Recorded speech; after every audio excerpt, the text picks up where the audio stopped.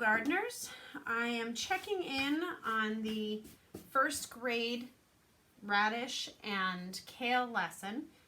We had the grow kit where we went ahead and we planted seeds in the soil bags, and then we also had started some sprouting radishes.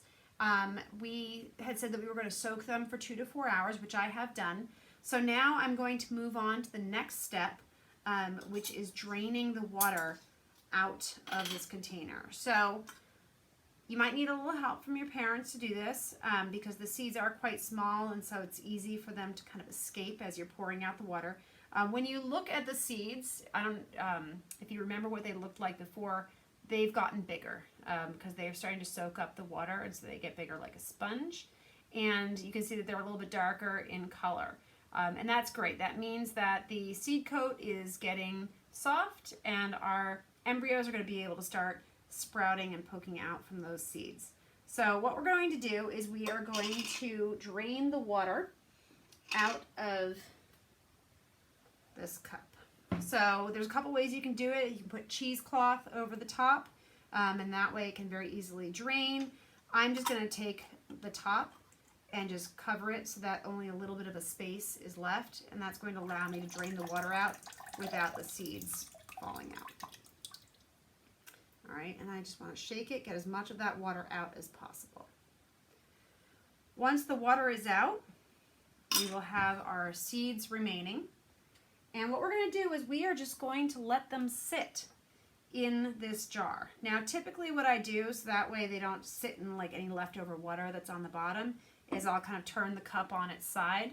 I'll usually put some sort of like a paper towel underneath to capture any water that drips out. If you can tip it so that it's at an angle so it's able to drain, so you'll see there's even some water starting to come out of this right now, then that's great. We just don't want the seeds to just be sitting in standing water. And we're going to let it sit here. We're going to check on these seeds probably 2 to 3 times a day. So when we check on them, what we're going to do is we are going to completely cover the seeds again with water, swish them around, and then immediately drain them. We are just rinsing them off. We're doing this twice a day, and that's just to make sure that nothing starts growing on them. They don't get all mildewy or moldy. So we are just basically cleaning them off 2 to 3 times a day, and we're watching them because what we're looking for is we're looking for the roots starting to sprout from these seeds. And that process could take anywhere from a day to 2 days. In fact, I'm looking at these seeds and I already see one that's started. So this could be a 1-day process with the radishes. The bean sprouts usually take a little bit longer. So just keep on top of these guys.